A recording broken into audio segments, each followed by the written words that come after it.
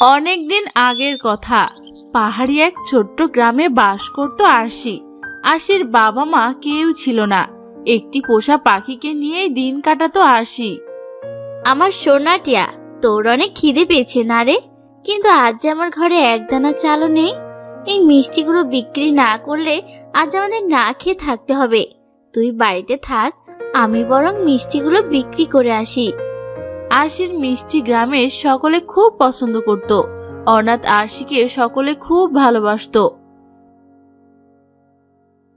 কাল একটু বেশি করে মিষ্টি দিয়ে যাস আরশি।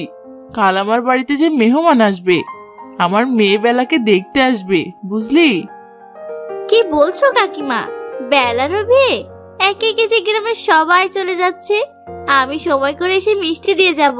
তবে তার জন্য তো আমি জানি রে, তোর কাছে এত মিষ্টি বানানোর টাকা নেই। এই নে ধর, এগুলো দিয়ে কাজ কর। কাল মিষ্টি দিয়ে গেলে বাকি টাকা দেব। আর শোন, কাল ও বেলা আমাদের এখানে দুটো খেয়ে যাস। তুমি খুব ভালো কাকিমা। আজ বরং আমি চলি। এতগুলো মিষ্টি বানাতে হবে, সময় তো একটু লাগবে। আজ যদি ওর বাবা মা বেঁচে থাকতো, তবে ওরও এতদিন একটা সংসার হয়ে যেত। কিন্তু কে রাখে কার খোঁজ? মেয়েটার জন্য বড্ড মায়া হয়। লোকে ঠিকই বলে, অতি বড় সুন্দরী না পায় ঘর। কেন যে এত সুন্দর হতে গেল মেয়েটা? তিনকুলে তো ওর কেউ নেই। ও মা, তুমি এবার কার সাথে তো গল্প করছো গো? আমি ঘর গুছিয়েছি, দেখে যাও তোমার মনের মতো হলো কিনা। দেখার আবার কি আছে বেলা? দুদিন বাদে তোর বিয়ে হবে, শ্বশুর ঘরে যাবি। এখনো যদি কাজ শিখিয়ে দিতে হয় তবে তো মুশকিল। আরশিকে দেখে তো কিছু শিখতে পারিস, কত কাজ করে মেয়েটা। এই তোমার এক দোষ মা, তুমি তো আমার ভালো কিছু দেখতেই পারো না। একবার বিয়েটা হতে দাও, আমি আর এ বাড়িতে আসবো না। ছি বেলা, এ কি কথা? অমন কথা বলতে আছে? ওদিকে বড় মিষ্টি বানানোর কাজ পেত আরশি ভীষণ খুশি। আরশির মুখে হাসি দেখে টিয়া এসে আরশির সামনে বসলো। আরশি তো টিয়াকে সব কথা খুলে বলল। আরশি, আরশি, আরশির বিয়ে কবে হবে? বর কবে আসবে? কি যে বলিস তুই? গ্রামের অনাথ এক মিষ্টি বিক্রেতাকে কে বিয়ে করবে? আমি হলাম জাত ময়রা, মিষ্টি বানিয়ে আমার জীবন কাটাতে হবে রে। না, আরশির ঘর হবে, নতুন সংসার হবে। আরশি মন দিয়ে নানা ধরনের মিষ্টি বানালো। তারপর সেগুলো নিয়ে গেল বেলাদের বাড়িতে। পাত্র আর পাত্রের বাবা এলেন বেলাকে দেখতে। তা মা, তুমি ঘরের সব কাজ করতে পারো তো? আস্তে আস্তে সব শিখে নেবে মশাই। ওইসব নিয়ে আপনি একদম ভাববেন না। আমাদের গ্রামের বিখ্যাত এই মিষ্টি খেয়ে দেখুন, তুমিও খাও বাবা। ওরা মিষ্টি খেয়ে খুব খুশি হলো। আরে বাহ, এত মজার মিষ্টি! মুখে দিতেই মিলিয়ে যাচ্ছে। এমন মিষ্টি আমি আগে কখনো খাইনি। জানেন তো, আমাদেরও মিষ্টির দোকান আছে। এমন মিষ্টি তৈরি হলে তো আর দেখতে হবে না। এই তো আরশি, এদিকে আয় মা। এই সব মিষ্টি তৈরি করেছে। তা আরশি, ওনাদের একটু শিখিয়ে দে না তোর মিষ্টি বানানোর কায়দা। আরে বাপরে, এই মেয়ের যেমন রূপ তেমন গুণ। একে আমার ছেলের সাথে বিয়ে দিলে ময়রাকে আর টাকাও দিতে হবে না, শুধু লাভ আর লাভ। বাবা, আমি মেয়েকে বিয়ে করতে চাই। এ কি কথা বাবা? তুমি আমার মেয়েকে দেখতে এসেছো, আমার ঘরে বসেই তুমি ওকে পছন্দ করছো? ছি ছি ছি। দেখুন, আমরাও আপনার মেয়েকে নয়, ওকেই পছন্দ হয়েছে। ওর বাবা মায়ের আপত্তি না থাকলে আমার ছেলের সাথে আমি ওকে বিয়ে দিতে চাই। তিন কুলে এই মেয়ের আছে নাকি কেউ? তার পণে কিন্তু কিছুই পাবেন না। কে দেবে এত পণ? লাগবে না পণ, এমন একটা সোনার প্রতিমা ঘরে থাকলে এমনিতেই সুখ আসবে। বের হন, বের হন বলছি আমার বাড়ি থেকে। যাত্রাপালা করতে এসেছে, আপনাদের তামাশা এখানে চলবে না। আর আসি, তুইও যা, আর কোনোদিন আমার বাড়ির সীমানায় আসবি না।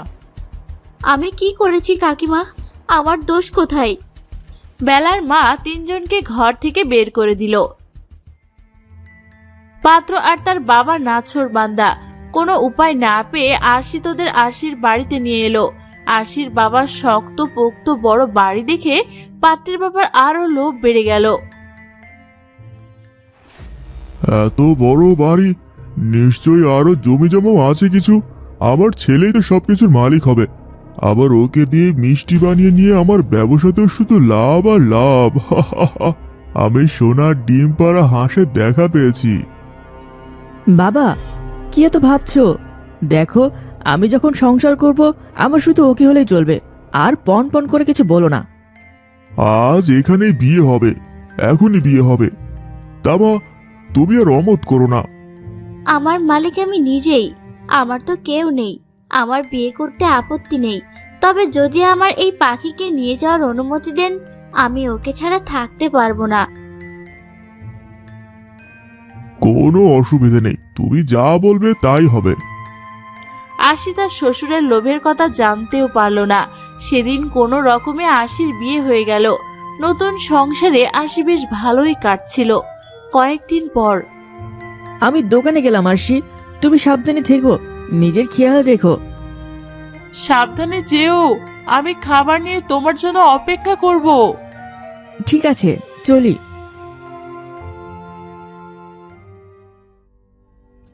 কিছুক্ষণ পর আশির শ্বশুর মশাই এলো আর এক গাদা ছানা নিয়ে আশিকে দিল। শোনো মা, অনেক আরামায়েশ করা হয়েছে, এবার এইগুলো নাও আর অনেক অনেক মিষ্টি বানাও। মিষ্টি বানাতে আমার খুব ভালো লাগে বাবা, আমি এক্ষুনি সব কাজ করে দিচ্ছি। আশি মন দিয়ে সব মিষ্টিগুলো তৈরি করে দেয়। সে অনেক ক্লান্ত ছিল। তখন তার শ্বশুর আবারও সেখানে এলো। বৌমা, আমার কিছু টাকার দরকার ছিল, এই ধরো লাখখানেক টাকা। এত টাকা? এত টাকা আমি কোথায় পাবো বাবা? তোমার বাবার রেখে যাওয়া সব সম্পত্তি বিক্রি করে দাও। এখন তো এটাই তোমার বাড়ি, আর আমরাই তোমার আপনজন। না বাবা, আমার বাবা শুনেছি অনেক কষ্টে ওই বাড়িটা তৈরি করেছিলেন। আমাদের একমাত্র ওই বাড়িটাই আছে, তবে আমি ওটা হাতছাড়া করব না বাবা। আমার মা বাবার ওই শেষ চিহ্ন আমার কাছে আছে, ওটা বিক্রি করলে আপনি এত টাকা পাবেন না। কি, আমাকে এত বড় ঠকানো? বাড়ি দেখে তো ভেবেছিলাম তোমরা জমিদারের বংশধর, এখন দেখি খুঁটি রবে না নাম তালপুকুর। বাবা, আমি তো কোনোদিন বলিনি যে আমরা জমিদার। কি এত সাহস আমার মুখে মুখে কথা বলা? আজ থেকে দোকানের সব মিষ্টি তুমি একা তৈরি করবে, আর তোমাকেই খাটিয়ে আমি সব পণ উসুল করব। যাও আর কাজে হাত লাগাও। এরপর থেকে আশির জীবনে নেমে এলো অন্ধকার। ওর লোভী শ্বশুর ওকে সারাদিন খাটাতো। আরশি কষ্ট পেত, কিন্তু মুখ ফুটে কিছু বলতে পারতো না। টিয়াও আরশির জন্য কাঁদতো। তোমার কষ্ট আর সহ্য করতে পারছি না আশি। কেন এমন লোভী পরিবারে তোমার বিয়ে হলো? বিধাতা কি তোমার ভাগ্যে সুখ লিখতেই ভুলে গেল? আরশি, ঘুমাবে না? এখনো কাজ করছো? বাবা বলেছে দোকানের সব মিষ্টি আমাকে তৈরি করতে হবে। এখন সব তৈরি না করলে সংসারে কাজ করার সময় পাবো না। ও, তুমি তাহলে কাজ করো, আমি খুবই ক্লান্ত, আমি ঘুমাবো। বাবা কি এটা ঠিক করছে? সে নাকি আমাকে খাটিয়ে 15 টাকা উসুল করবে। তুমি বাবার সাথে একটু কথা বলো না গো। আমার কাজ করতে অসুবিধে নেই, কিন্তু এত কাজের বোঝা নেওয়ার শক্তি যে আমার নেই। আমি তোমাকে পছন্দ করি আরশি, কিন্তু বাবার মুখের ওপর কথা বলে প্রতিবাদ করার সাহস আমার নেই। আমি চলি।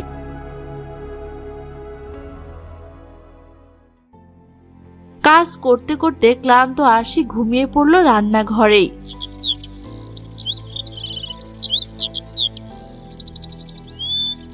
ভোরে শ্বশুর মশাইয়ের চেঁচামেচিতে ওর ঘুম ভাঙলো। বলি, ও জমিদারের মেয়ে, এত আরাম করলে তো হবে না। তা মিষ্টি কি তৈরি হলো, নাকি ঘুমিয়ে দিব্যি রাত পার করলে? না মানে বাবা। আশি অবাক হলো। সে শুধু ছানা কেটে শুকোতে দিয়েছিল। কিন্তু এত মিষ্টি কে বানালো? আমি তো বানাইনি। ওর নাক ডাকার শব্দ পাচ্ছি, ও তো নয়। তবে কে সাহায্য করলো আমায়? আরশির শ্বশুর মশাই আর কিছু না বলে আরো কাজ ধরিয়ে দিল আশিকে। সারাদিন কাজ করে পার করলো মেয়েটা। রাত হতেই রান্নাঘরে ওর চোখ বুজে এলো। হঠাৎ একটা শব্দে ওর ঘুম ভাঙলো। ও দেখলো 3টা বৃদ্ধ মহিলা চোখের পলকে সব মিষ্টি তৈরি করছে। আপনারা কারা? এখানে কি করছেন? ভয় পেও না মেয়ে, আমরা এটি আর তোমার অত্যাচার মেনে নিতে পারিনি, তাই তো আমরা এসেছি তোমার কাছে, তোমাকে সাহায্য করব তাই। কিন্তু কেউ যদি আপনাদের দেখে ফেলে? না না বাচ্চা, কেউ আমাদের দেখতে পারবে নি। আমাদের কেবল তারাই দেখতে পারবে যাদের আমরা দেখতে পাই। কিন্তু এভাবে তো দিনের পর দিন আপনাদের সাহায্য আমি নিতে পারবো না। আমার যে খারাপ লাগবে। আপনাদের অনেক বয়স হয়েছে। তোমার সংসারে সুখ ফিরিয়ে দিয়ে তবেই আমরা যাব, তুমি একদম ভয় পেও না। এরপর জাদুর 3 বুড়ি আরশির বাড়িতে জাদু করলো। ওর শ্বশুর মশাই আরশির উপর আর চিৎকার করতে চেয়েও পারলো না। আরশি, মা, তোমার মিষ্টি বানানো শেষ। যাও, তুমি বিশ্রাম নাও, আমি বাকিটা করে দেব। আরে, এটা আমি কি বলছি? আমি এটা বলতে চাইনি। তুমি দাঁড়িয়ে আছো, যাও ঘুমাতে যাও, শরীর খারাপ করবে। কয়েকদিনের মধ্যে আবার সব বদলে গেল। ওদের ব্যবসা লাভের মুখ দেখলো। ঘরে এলো সুখবর, নতুন অতিথি আসতে চলেছে। আজ থেকে তুমি কোনো কাজ করবে না, আমি কাজের মাসি রাখবো। দোকানে নতুন ময়রা এসেছে, তুমি একটু শিখিয়ে নিও মা। যে আসছে তার কোনো কষ্ট হোক তা আমি চাই না, আমি বরং চলি। আরশি, তুমি এখনো খাবার খাওনি? দেখো, বদ্যিমশাই কিন্তু বলেছেন একটু পর পর খাবার খেতে। তুমি খাও, আমি দোকান থেকে আসি, তোমার জন্য কিছু নিয়ে আসবো। আমার কিছু লাগবে না, তুমি যাও। বাড়ির সকলে চলে যেতেই এলো জাদুর 3 বুড়ি। আমাদের ফিরে যেতে হবে আরশি, তুমি সুখে থেকো, এই আশীর্বাদ করি।